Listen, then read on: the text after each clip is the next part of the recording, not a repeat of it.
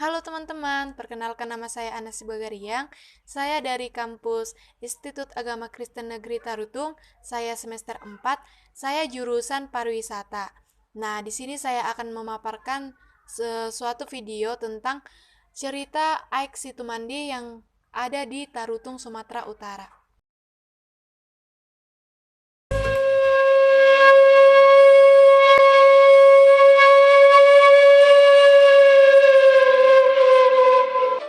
Legenda Aek Situmandi. Alkisah teman, ada suatu keluarga yang bermarga Huta Barat yang mempersunting wanita Boru Simanjuntak. Mereka tinggal di Rurah Silindung. Marga Huta Barat ini disapa dengan Raja Situmandi.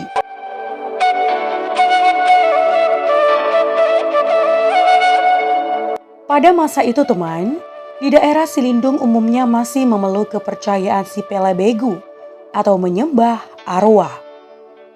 Pada suatu hari, lahirlah putri mereka yang sangat cantik, bersih, tanpa ada cacat sedikit pun.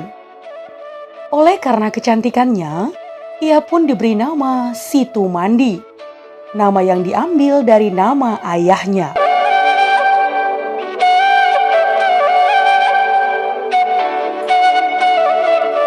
Tetapi banyak masyarakat yang tidak setuju dengan pemberian nama itu, teman. Karena bagi orang Batak, tabu mengambil nama dari orang tuanya. Jadi, masyarakat itu melarang raja tersebut untuk memberi nama putrinya itu dengan Situmandi. Tetapi walaupun banyak yang melarang, Raja Huta Barat tetap berseteguh. Itu sudah menjadi keputusannya.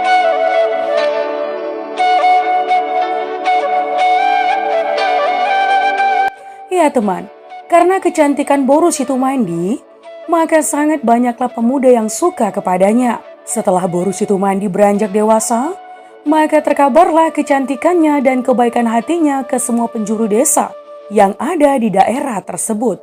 Bahkan pria dari Toba, Samosir maupun Angkola ada juga yang datang untuk mendekatinya. Namun teman, di antara sekian banyaknya pemuda yang datang untuk mendekati, tidak ada satupun yang dia terima. Dia selalu memberikan jawaban kepada setiap anak muda itu bahwa dia belum ingin menikah. Hal ini ia lakukan agar tidak ada di antara mereka yang sakit hati terhadapnya. Bahkan hari berganti hari dan bulan berganti bulan, ia tetap mengatakan jawaban yang sama. Ia kepada setiap pemuda yang datang untuk mendekatinya atau menandanginya.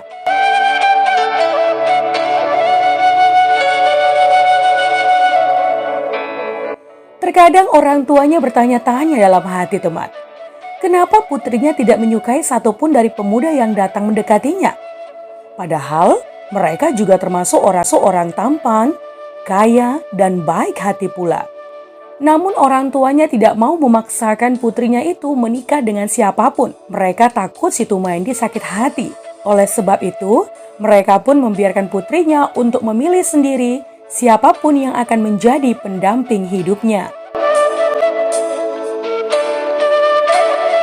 Suatu hari teman, dikisahkan ada seorang pemuda yang datang mendekati Boru Situmandi. Pemuda itu tampan dan cara berpakaiannya juga menunjukkan sepertinya ia anak dari seorang raja. Dia setiap hari datang ke rumah Tumandi untuk mendekatinya. Tetapi entah apa yang membuat Tumandi ketika pertama kali melihat pemuda tersebut, ia langsung jatuh hati. Sepertinya pria kali ini benar-benar istimewa di matanya. Ia tidak seperti laki-laki lainnya. Lama-kelamaan mereka saling mendekati dan Tumandi pun semakin jatuh hati kepada pemuda tersebut. Tetapi Boru Tumandi belum memberitahukan hal ini kepada kedua orang tuanya, bahwa dia telah menemukan pemuda pujaan hatinya.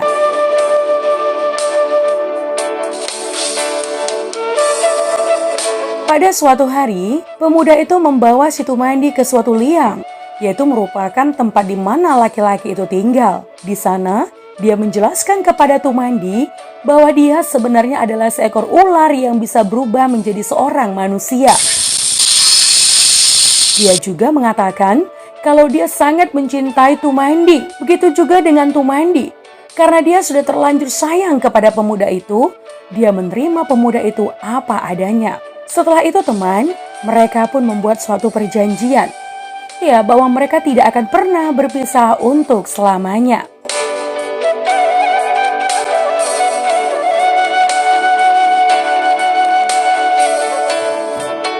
Beberapa hari kemudian, Tumandi pun memberitahukan kepada orang tuanya bahwa dia sudah menemukan lelaki yang menjadi pelabuhan cintanya. Dia mengatakan bahwa laki-laki itu baik dan bertanggung jawab. Mendengar berita itu, orang tuanya merasa sangat bahagia teman, karena putrinya telah menemukan pemuda yang dicintainya.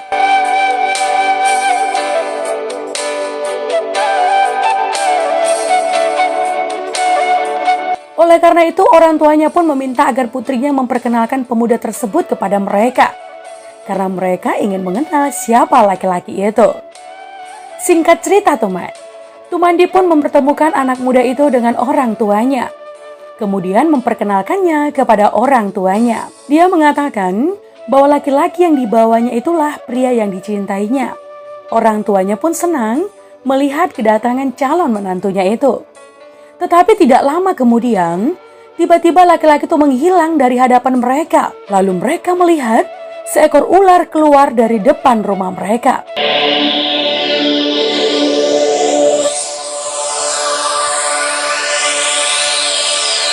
Orang tuanya pun tersentak kaget. Lalu, pikiranmu ayah, relakanlah hati kalian memberangkatkan saya memilih pemuda yang akan menjadi teman hidup saya nantinya. Kemudian Tumandi menerangkan semuanya kepada orang tuanya, bahwa pemuda yang dicintainya itu adalah sebenarnya seekor ular. Tetapi karena dia sudah terlanjur mencintai anak muda itu, dia memutuskan untuk memilih pemuda itu menjadi pasangan hidupnya.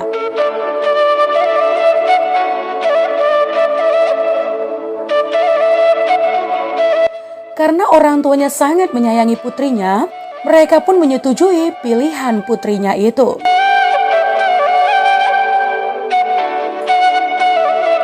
Pada suatu hari, lagi-lagi pemuda itu datang ke rumah Raja Huta Barat untuk mengantar ampang atau bakul sebagai pengganti mahar putrinya itu teman.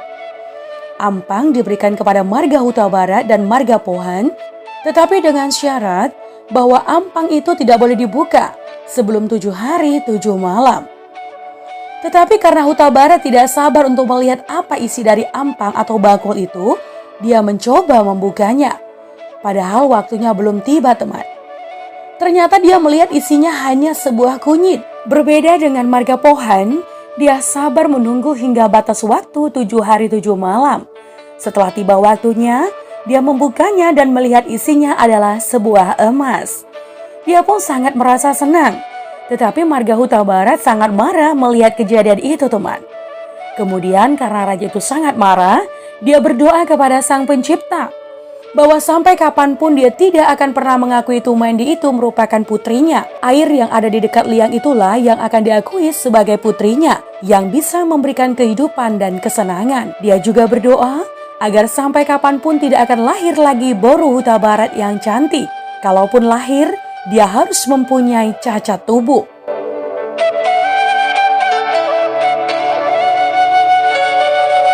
Mendengar permohonan itu, Tumandi pun menjadi sedih. Lalu ia pun memilih untuk bunuh diri dengan menceburkan diri ke dalam air liang itu.